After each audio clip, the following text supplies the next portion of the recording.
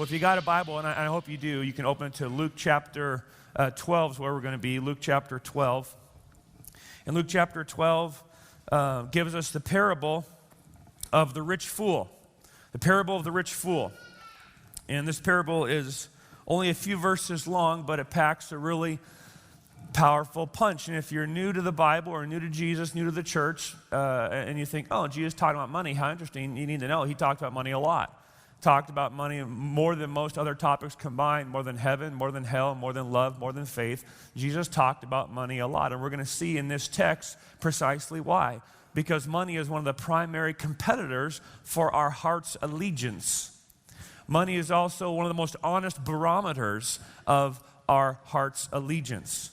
Sometimes we can fool ourselves into thinking we love someone we don't, and our money app helps us see what or who we really love. And so God created money, it's a gift, and he speaks to it here. And oftentimes when you and I think about money problems, we think about money problems in terms of not having enough of it, right? I mean, that's typically my problem, right? If I just had a little more, everything would be okay. My money problems resolve around not having enough of it. And in this parable, Jesus makes precisely the opposite point. Your money problems won't come because you don't have enough, but because you have too much and you're not doing right things with it. And money is this unique thing. It's this thing in our life that can screw us up if we have it. It can screw us up if we don't have it. It's not about whether we have or don't have. It's a matter of what we're doing with what we have and how we're viewing it and how we're seeing it. And hopefully what you'll see in this text is that all of us have room to grow. So the parable of the rich fool, verse 13, we'll read through the whole story, get it out in front of us, and then we'll ask ourselves, what does Jesus want us to know in relationship to this story? Chapter 12, verse 13. Then someone in the crowd said to Jesus, "Teacher, tell my brother to divide the inheritance with me." That'll be an important point we'll come back to. Jesus replied, "Man, who appointed me a judge or an arbiter between you?" Then he said to them, "Watch out.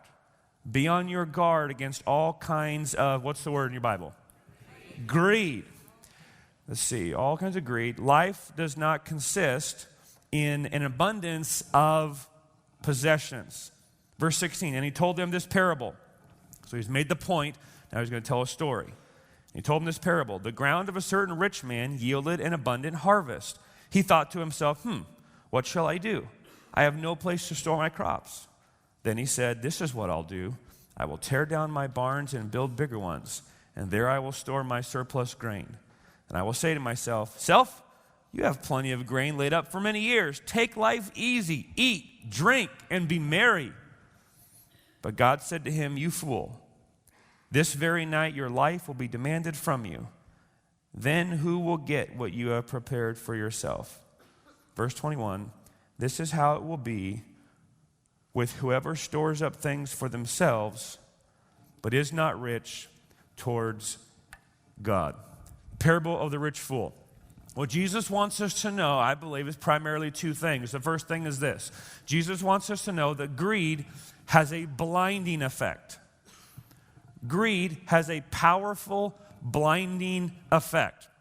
Definition of greed can be as follows. Greed is an unholy discontentment.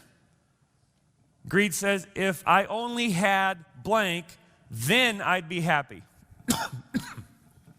It is an unholy discontentment.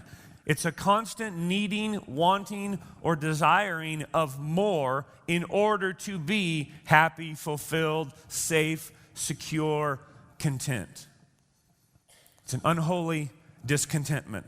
And Jesus is saying here that greed has a powerful, blinding effect. So I want to look at 7 ways that greed skews, distorts, and blinds us. And hopefully in doing so, it will help open our eyes to see if and where it is present in our own life so that we can root it out ruthlessly, because the ramifications of leaving it in place are not just slightly bummer, they're terminal. Number 1, greed distorts our self-awareness. Greed distorts our self-awareness. Look at the text, verse 15. Then Jesus said to them, watch out, be on your guard against all kinds of greed. Watch out, be on your guard against all kinds of greed. Greed distorts our self-awareness. What do I mean by that? What I mean is greed blinds us to greed. Meaning most, if not all of you, walked in here totally unaware of any greed in your life. Like if I had a show of hands, which I'm not going to do, how many of you walked in here thinking, I am a pathetic, materialistic, covetous, greedy person? Like no one walked in the room thinking that. Because greed has a powerful blinding effect on us. And here's what greed does. The reason greed is so hard to unmask is because greed tempts us to think greed is what someone else is, not what we are. And so we're always tempted to draw the line of greed too far away from where we're currently standing. Because this is how it works in our life. If you make 4 figures, you're around someone who makes 5 figures. If you make 5 figures, you're around someone who makes 6 figures. If you make 6 figures, you're around someone who makes 7 figures, so on and so forth. You see how it goes. You're always around someone who has a little bigger car, a little bigger house, a little bigger vacation, a little bigger closet, a little bigger lifestyle, and in looking at them, you give yourself a pass. See how that works? We're always giving ourselves a pass because of who we're comparing ourselves to. We're always drawing the line just a little further away from us to make us comfortable. Jesus never said, watch out, be on your guard for adultery. Never once. Why? Because you never don't know you're committing adultery. You're never, like halfway through the act of adultery, and you're like, oh my gosh, you're not my spouse. Like that never happens. Right? But we almost never know we're greedy. Because greed has a powerful blinding effect. And I'll prove it by the fact that when I said that we're talking about the parable of the rich fool, almost none of you thought it was about you. The parable of the rich fool. Oh, he's going to talk about me this morning. Thought almost none of you. The parable of the rich fool. Well, I hope the owner of such and such business is here. Well, I hope that person over there is listening. Well, I hope maybe my neighbor will listen to the podcast. None of you thought, oh my goodness, I need this morning. Why? Because greed distorts our own self-awareness. Number 2, greed distorts your sense of values and priority. Look at the text, verse 15. Be on your guard against greed and covetousness, for life does not consist in an abundance of possessions. Greed distorts your sense of values and priorities in that you think life consists in the abundance of possessions. This is such a great American sermon, isn't it? I mean, this is our thing, right? Right? Now, you heard the story and you think a rich farmer, well, that's not me, had millions of dollars, well, that's not me, and decide to build bigger barns, that's not me. You're excusing yourself from being in the story already. Without a show of hands, how many of you have a storage unit? Checkmate. We all have storage units, right? It's like it's crazy. I remember I went to our storage unit one time. I told Sharon, I need a match and a can of gas. This is embarrassing. Look at this stuff. We don't need it. We never use it. Where did it come from? How did it get here? Whose is it? Is this ours? You're just like, this is crazy. We have this uncanny ability to collect stuff. It makes us happy. We have comfort purchases. It builds our self-esteem. It strokes our ego. We get sense of identity or a security from it. It's how we shape our image that we hope people look at us and see us a certain way. Greed distorts your sense of values and priorities in that you start caring about all the wrong things. And I don't care what you give lip service to or how you would answer a theological questionnaire. What I care about is what you do with your pocketbook, because that's where the real story is told. What do you value? What do you care about? What's important to you? What are your priorities? Greed distorts our priorities and skews them substantially. Now, At this point, I want to say something very, very clearly, and it's this. God is against you having things. God is not against you having things. What God is against is your things having you. This isn't a sermon that says to be holy, you need to, not drive a car. Or to be holy, you need to have less stuff, as if having less things makes you holy. That's not what Jesus is talking about at all.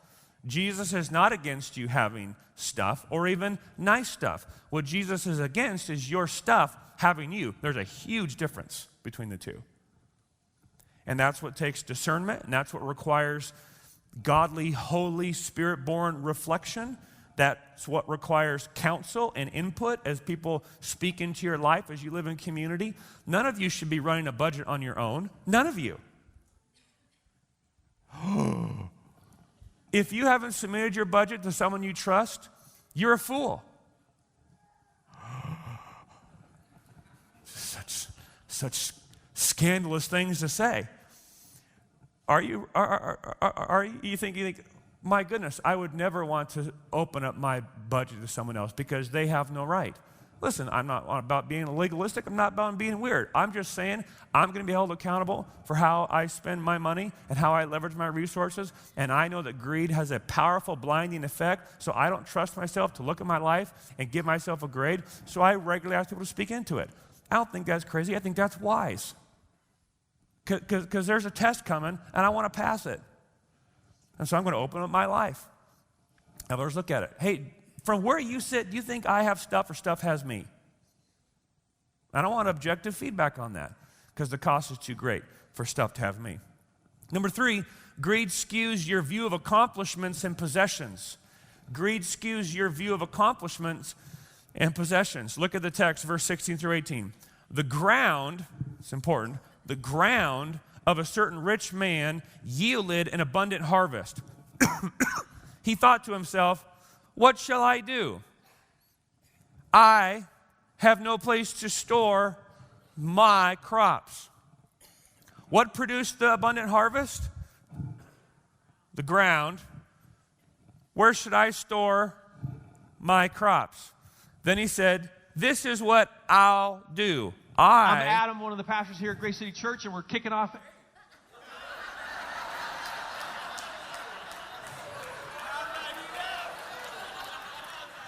How did you do that? That was like Inception. I was like, his mouth isn't moving. Are you the Holy Spirit? That was crazy. Adam, are you done? Okay, can I continue on? Yeah. Is it okay with you if I continue preaching? Okay, thank you.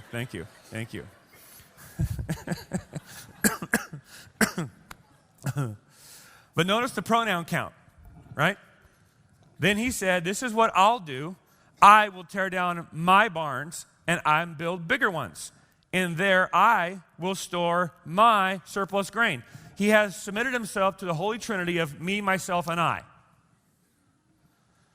I did this. I bought this land. I planted the seed. I hired the managers. I had the wisdom. I had the foresight. I had the umspa. I had the wherewithal, whatever. Me, mine, I. He's completely lost sight of the fact that God gave him the ability to work, and God granted to harvest from the ground that God made and God owns. I have never met a farmer who will tell you, yeah, I grow stuff. Because they all know how helpless they are if the dirt doesn't do its work, and the nutrients doesn't do its work, and the fertilizer don't do its work, and the sun don't do its work, and the rain don't do its work, and the bees don't do its work, and on down the line. They're like, yeah, I talked, one farmer, he's like, I just kind of sit there and just hope for the best,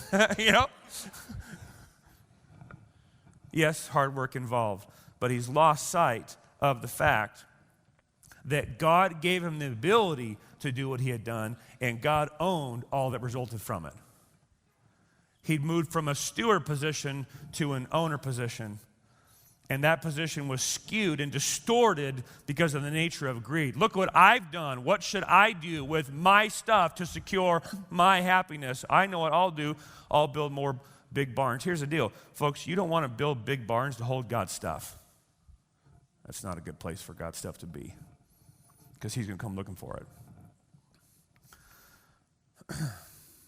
God isn't against earning, planning, and spending.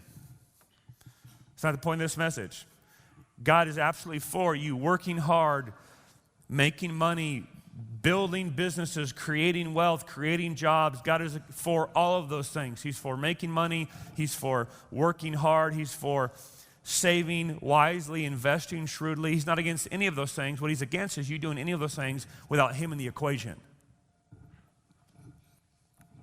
Number 4, greed blinds us to the fleeting nature of this life.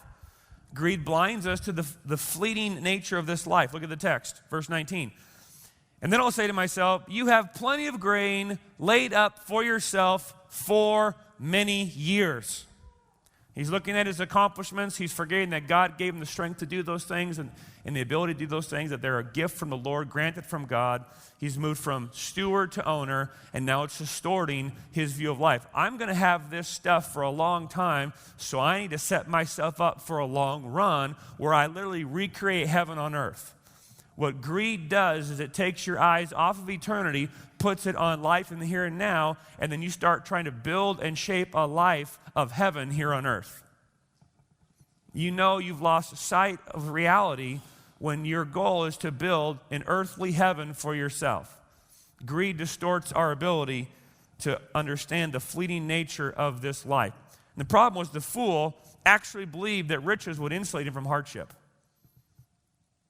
The fool actually believed that his riches would insulate him from hardship. And here's why it made it so foolish. Number 5, greed blinds us to the coming reality of eternity. Greed blinds us to the coming reality of eternity. What greed will do is it will distort your vision of reality, that this life is short, that eternity is long, and those that live for the short life, not the long life, are the fools. Look at the text, verse 19. And I realize I'm going through these quickly. All these will be put in the sermon notes. Pastor Adam sends you a loop tomorrow, so if you can't keep up with the notes, just listen. Take notes as you can. Don't be stressed. I'll get them all to you tomorrow. Verse 20. And I'll say to myself, you have plenty of grain laid up for many years. Take life easy, eat, drink, and be merry. But God said to him, you fool, this very night your life will be demanded from you. Then who will get what you have prepared for yourself? Greed blinds us to the reality that our accounts could be called at any moment. The account of our life and how we spent the totality of it.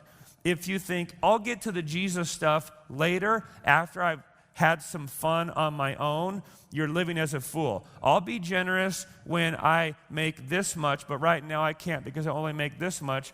I will give to the church. I will give to the homeless kids. I'll give to this ministry or that ministry. I'll share what I have here. I'll be generous with my home over here when I have this much. If you're putting it off till later, you'll never do it in the present, and the present may all be you have. If you're not generous with what you have now, you will not be generous with if you get more. Number 6, greed blinds us to wise investing. Greed blinds us to wise investing. God said to him, you fool, this very night your life will be demanded from you. Then who will get what you have prepared for yourself? What's he saying? Everything you've done and everywhere you put it is now wasted because you can't have it. You invested poorly with short-term returns. The long-term returns, not so good. Not so good. Lastly, greed blinds us to the treasure of Jesus Christ himself. Greed blinds us to the treasure of Jesus Christ himself. Fascinating to note, we probably missed it. You might have missed it when we first read it. Look at how the story started. Someone in the crowd said to Jesus, teacher, tell my brother to divide the inheritance with me. Now here's why that is such a moronic question. If you're reading the flow of the text in chapter 12, Jesus is issuing serious warnings about hell. He's saying things like, Do not be afraid of those who kill the body, and after that can do no more. But I will show you who you should fear. You should fear him who, after your body has been killed, has the authority to throw your dead body into hell. Yes, I tell you, fear him. And he ain't talking about the devil. He's saying you should fear me, the one who has authority to judge you eternally for heaven or hell. Don't fear the one who can just put a spear through your chest. Fear the one who will bring final judgment on your life that will determine your eternal destiny. He's saying things like, if you're called before the tribune, and you're asked questions, don't cave, because if you acknowledge me before them, I'll acknowledge you before God. If you deny me before men, I'll deny you before God. He's saying some pretty major, heavy, sobering things. And in the middle of that, some schmuck works his way through the crowd. Hey, Jesus, hey, would you make my brother divide his inheritance with me? Like, that's kind of the picture, right? Like, we're kind of supposed to, like, just kind of be taken back by the audaciousness of this really foolish, shallow, temporal question in light of the eternal realities Jesus has just put on the table, and you and I do it all the time. Because greed blinds us to the treasure of Jesus Christ himself. We come to Jesus, and rather than enjoying having Jesus and knowing Jesus and being in relationship with Jesus and being forgiven by Jesus and loved by Jesus and accepted by Jesus and empowered by Jesus so that we can know the Father, love the Father, be loved by the Father, enjoy fellowship with the Father, receive identity from the Father. Instead of all those things, we come to Jesus like a genie in a bottle we rub, asking him for more stuff. Remember last week we turned prayer from relationship into transaction? Look, if you do this, I'll do this. Look, here's the deal. I'll consider following you, but I'm going to need you to help me over here. And we turn it into a business negotiation rather than a relationship to enjoy. And what greed does is it blinds us to the treasure that we have in Jesus so that we come to Jesus, the greatest treasure of all, and ask him to give us trinkets. Isn't that amazing?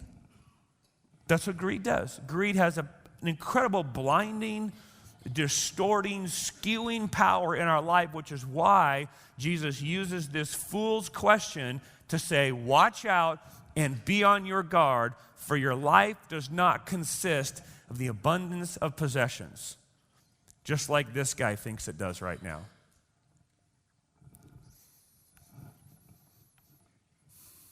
So here's what Jesus wants us to know. I said two things. Firstly, Jesus wants to know that greed has a blinding effect. And Jesus wants us to know that greed will make you a damned fool. Greed will make you a damned fool. Did he just say a bad word in church? No, he just said a Bible word in church. It's exactly what the text says. You fool. This very night your life will be demanded from you. Then who will get what you have prepared for yourself? What's he saying? This fool will be damned and judged for his short-sighted relationship to money. And then Jesus says, this is how it will be with you, whoever stores up things for themselves and is not rich towards God. If you take riches, rather than being a gift from God, turn them into a God to be served, and spend your life pursuing the accumulation of them, you will end up a damned fool. Pretty strong language from Jesus here in relationship to our money, isn't it? And here's the temptation, folks. For every one of you to think that this sermon is for someone else in the room and not you. We need to think of this sermon globally, not locally. Because all of us can look around locally and see a lot of folks are doing a lot better than us. Jesus, unfortunately, is seeing the entire picture. And here's the news flash. In relationship to the world, every person here, if they drove here in a car, is in the 1% of the population of the world in relationship to material possessions. We are the rich, friends. We are the rich. This parable God tailored for us. Is he against riches? No. Is he against wealth? No. Is he against shrewd business practices? No. Is he against investing wisely and making a good return? No. Is he against you and I having nice things? I don't think so at all. His singular question is, do those nice things have you? His singular question is, what are the barns for? If you build bigger barns in order to store up treasure, to leverage and invest and build the kingdom, it may be wise. If you build bigger barns to store up treasure for yourself and make heaven here on earth, it might make you a damned fool. It's a pretty sobering word for a culture that experiences such profound wealth, relationship to the globe. Well, this has been encouraging so far. How are the rest of you feeling? Here we go. This is what Jesus wants you to feel. He wants you to feel an urgency to be on guard against greed and to live rich towards God. He wants you to have a renewed vigor to live rich towards God. So, here's what we're going to do quickly. And then we're going to get to our interview I'm pretty excited about. What Jesus wants you to do. Jesus wants you to evaluate your life honestly. He wants you to evaluate your life honestly. Meaning, you look at your possessions, you look at your assets, you look at the totality of your life. Your car, your house, your clothes, your spending habits, your investing habits, your saving habits, your giving habits, your earning habits. You look at everything in your life in relationship to materialism and money, and you look at it honestly through the Jesus lens. What is this story telling me about who I love or where I place my hope? And it might not be something you can do on your own. You might need to invite in a friend. You need to do it with your spouse. You need to invite in someone in your city group. You need to invite in someone you trust. And you say, look, here's the deal. I don't even trust myself to accurately see this. What do you see? And this isn't about being legalistic. This is about creating some weird cult where everyone else tells you to do your money. No, not at all. This is all voluntary in response to God's grace. I don't want to be found falling short because I didn't ask for counsel in areas it was told by Jesus I would have blind spots. So you evaluate your life honestly. Secondly, you root out all greed ruthlessly. Wherever you see anything remotely related to greed and materialism, you root it out. And here's the thing. Don't think until you make X number of dollars, you're not going to be materialistic. You can have nothing and be materialistic. You can have nothing and be covetous. Have covetousness in your heart. You can have nothing and be greedy. This isn't about your net worth in terms of this arbitrary line. Well, if you have more than this, then you're greedy. No. I have known people whose net worth is higher than I'll make in 20 lifetimes who are humble and generous and kind and sacrificial with their wealth. And I have known people that barely rise above the line of poverty who are shot through with greed and covetousness. It's not about being wealthy or poor. It's about being righteous with what you have. Thirdly, give yourself away generously. Give yourself away. The only antidote I know to greed and covetousness and materialism is generosity. Is generosity. And the beautiful thing about the antidote isn't bitter. I've been taking cough medicine all week. Gross. Generosity is like the cough medicine for greed, except the taste is sweet. You actually experience happiness and joy and fulfillment and contentment, and it's life-giving when we, like Jesus, give away all we have for the sake of loving and serving others. So, I'm going to do this quickly because of time, because I think you're going to enjoy the interview more than you're enjoying the sermon right now. So I'll just end this real quick here and make tear the bandage off. Questions to keep you from living terminally stupid. Try to keep it as gentle as we can here this morning. So you say terminally stupid. What's that? Foolishness. Right? We can't think of foolishness in terms of someone whose IQ is lower than a pencil. Foolishness is living terminally stupid. It's continuing to make foolish decisions over and over and over again in relationship to life. So here's a few questions to help you and I from living terminally stupid in relationship to money. Number one, do I look down on those with less? Do I look down? Honestly, ask yourself, do I look down on those with less? When I see someone with a car that's not quite as nice as mine, or in the neighborhood that's not, I used to live there, 10 years ago, but I've moved on from there. Do I look down on those with less? And do I think, well, if they would have done this, or they've been as smart as me, or if they would have got that raise that I got, do I put myself here when I'm around someone who's here? Do I look down on those with less? Look how Paul helps us with this in 1 Timothy 6. He says, command those who are rich, which I'm saying is every person in this room, command those who are rich in this present world, because it's possible to be rich in this world and a pauper in the next. We've got to be clear on that. It's possible to have everything, quote unquote, in this life and to have nothing in the next. So command those who are rich in this present world not to be what? Arrogant. Why? Because it's so easy to use our wealth to become arrogant, to build up our own sense of self-worth and self-esteem by looking down on those. As long as I can crawl above 80% of the pack, I'll feel better about myself. It's insidious, it's evil, it's sick, and it's wrong. And here's what I want to point out, be sure, I want to hear this because I don't want those of you to think who are wise businessmen and wise businesswomen that God is against being rich. No, he's not. Was Jesus rich or was Jesus poor? Think about it. Yes. He came from heaven, which is a pretty ritzy zip code. And then he came to earth, and he divulged himself of all riches. He was rich, made himself poor, so that through his poverty we might be made rich. And then he went back to heaven. Jesus, it's not a matter of being rich or poor, it's a matter of being righteous with your riches. You can be unrighteous rich, you can be unrighteous poor. You can be righteous rich, you can be righteous poor. Don't look down on others. Question number 2, is my self-esteem and security built on my possessions? Again, these are hard questions. And you're like, yeah, no, I think I'm good. No, stop and ask it. Stop and ask yourself, if someone took your closet, changed it out for a different set, would you be like, it's okay, whatever? Or would you be like, no, I can't go outside today? I mean, ask honest questions about your possessions. Is my self-esteem and security built on my possessions? Or is it built on who possesses me? Look how Paul helps us again.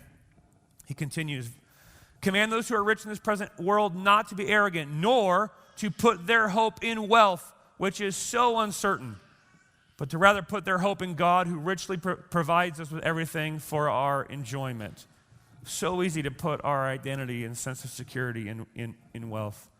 Question number 3, am I living so as to leave it all behind or send it all ahead? Am I living so as to leave it all behind or send it all ahead? The rich fool was living so that he would leave it all behind. You fool, tonight your life's demanded of you, then what are you going to do with it? Oh, nothing, because you can't take it with you. You can't take it with you, but you can send it ahead. Look how Jesus says it. Paul, in verse 17, he continues, command those who are rich to do good, to be rich in good deeds, and to be generous and willing to share. In this way, they will lay up treasures for themselves as a firm foundation for the coming age, so that they may take hold of the life that is truly life. It's impossible to take with you what you have, but you can send the riches ahead when you generously give back, sacrificially investing in the kingdom and loving folks around you with what God's given you. Last question. Am I building bigger barns before first storing up heavenly treasures? Am I building bigger barns before first storing up heavenly treasures? This is what I mean by that. In Proverbs 3, the writer says, honor the Lord with your wealth, with the first fruits of your crops. Then your barns will be filled to overflowing, and your vats will brim over with new wine. What's he getting at? It's the first fruit principle.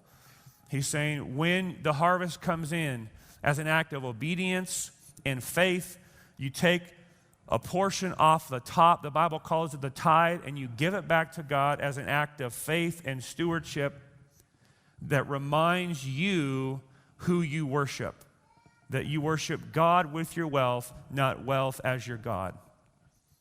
And this first fruit practice and principle is something that has saved Sharon and I many, many times. Because deciding to be wise with your finances and not be a fool and live terminally stupid is not a one-time decision you make 20 years ago and then write it out. It is a moment-by-moment, day-by-day decision you have to make, because greed is insidious, Materialism is real, and there are people spending billions of dollars trying to convince you that you won't be happy unless you have XYZ. That's what marketing is built off of. If we can convince them they won't be happy unless they have XYZ, we win. And guess who loses? You. Steve Jobs, I read Steve Jobs' biography, and he was asking at one time, why don't you ever do focus groups on next products you're going to release? He said, because the consumer doesn't know what they want until I tell them what they want. Isn't that amazing? And so this first fruit principle is a principle Sharon and I have practiced since the day we got married. And it's a monthly reminder, okay, Lord, this is yours, not ours. And when the savings account runs low, and then when the medical bills are running high, and you're tempted to pinch and to scrape and to cheat and to pull away, this is not in the spirit of being legalistic. This is in the spirit of saving my own soul. I have to remind myself in the lean times that this is all God's, not mine. And so we write that first check, and it goes back to God, back to the church for my own sake. Not because God needs me to write him a check, but because I need to monthly remind myself it's all God's and not mine. Because I've preached more sermons on this than most of you have read these texts, and I can go there in a nanosecond with greed and materialism and covetousness. It's an insidious nature. Oh, one more question, sorry. I just told you that to keep you interested. One more, sorry. Am I putting my financial investments where I want my heart to be? Look how Jesus puts it. Do not store up for yourselves treasures on earth, but store up for yourself treasures in heaven, for there where your treasure is, there your heart will be also. Super fascinating. You'd think he would say, put your heart in the kingdom and your money will follow. He says just the opposite, doesn't he? He says, put your resources in the kingdom, and guess what will follow? Your heart. Jesus has given us a wonderful opportunity and the antidote to greed in being wise and generous with our finances, so that the antidote to coveting is contentment. The antidote to greed is giving. The question is not, am I rich, but am I rich towards God? Now, I've talked a lot and covered a lot of ground. What I want to do is I want to invite a couple onto the stage. Mike, Tiffany, you guys can come up. And here's what I want them to do. I'm going to ask them to tell you a story about their life. But before they do, I want you to consider doing one thing for me. I have here my wallet. You guys can grab your mics and grab a seat there. And they're going to leave these books out here, Jason. Thank you. You can take the rest of that stuff. I have here my wallet. Don't you love my wallet? Hoorah. I like it.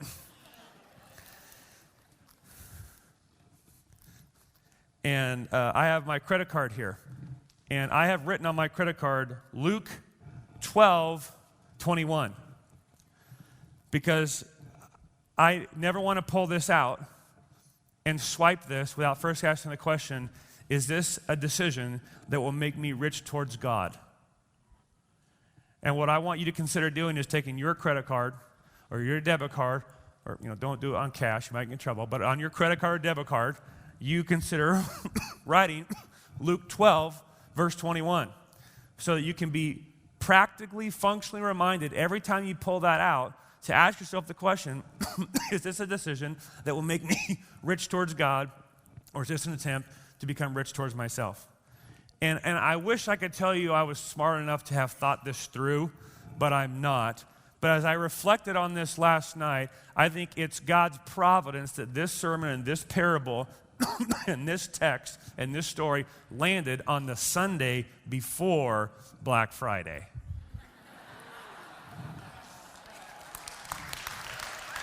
Drop my mic. God in his ways are mysterious and higher than ours, right? We're going to have opportunities to make choices this week. And in the gracious, tender love of Jesus, saying it as pastorally as I can, don't put your family in a hole this weekend chasing more stuff. Here's what you should do on Friday morning. It's going to bug some of you, I know, but you should wake up. First of all, you should sleep in to the glory of God.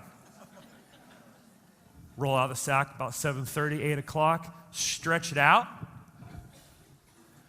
put your slippers on, pad your way into the family room, stoke the fire your kids started 2 hours ago when they started watching cartoons, sip some tea, and just thank God for how much money you're saving by not doing Black Friday.